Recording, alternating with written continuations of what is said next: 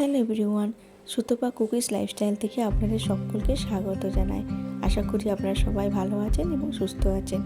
বেশ অনেক দিন পর আমি আপনাদের সাথে রান্না ব্লগ শেয়ার করছি। ব্যস্ততা থাকার কারণে ভিডিও করতে পারছিলাম না, কিন্তু আমারও না ভালো লাগছিল না। আজ আপনাদের সাথে শেয়ার করছি কাঁচকলা কোপ্তা। আমি কাঁচকলার আলুটা সিদ্ধ করে নিয়েছিলাম এবং ছালগুলো আমি ছাড়িয়ে নিচ্ছি। তারপর আমি ভালো করে ম্যাশ করে নিলাম।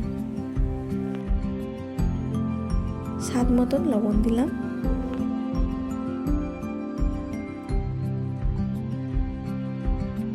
2 চামচ জিরে গুঁড়ো দিলাম,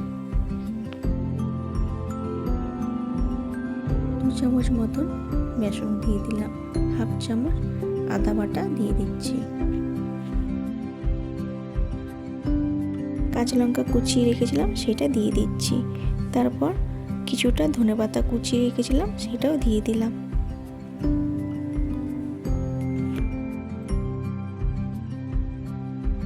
তারপর একসঙ্গে আমি এটা মিশিয়ে নিচ্ছি।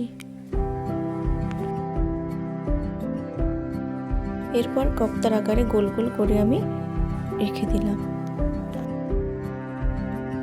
কোপ্তাগুলো ভাজার জন্য এবার আমি তেল দিয়ে দিলাম। তেল গরম হয়ে গেছে। এরপর আমি কোপ্তাগুলো একটা একটা করে কড়ার মধ্যে দিয়ে দিলাম। দিয়ে লাল লাল করে এপিট ওপিট করে ভেজে নিচ্ছি।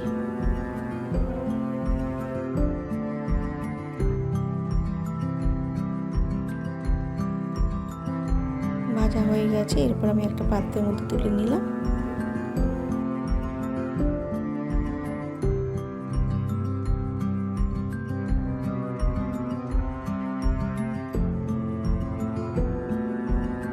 ওই তেলের মধ্যে এলাচ, দারচিনি, লবঙ্গ ফোড়ন দিলাম।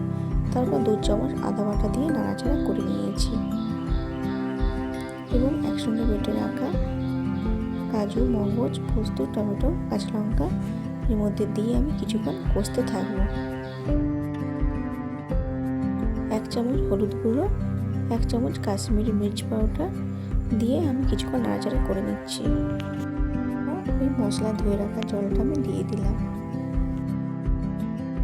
ওই গ্রেভির মধ্যে কিছুটা আলু দিয়ে দিলাম, দিয়ে আমি নাড়াচাড়া করে নিচ্ছি।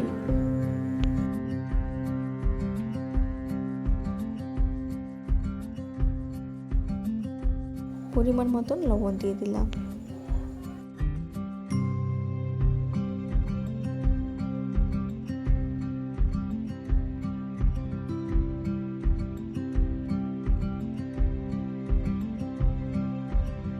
এরপর কোপ্তাগুলো আমি গ্রেভির মধ্যে দিয়ে দিলাম।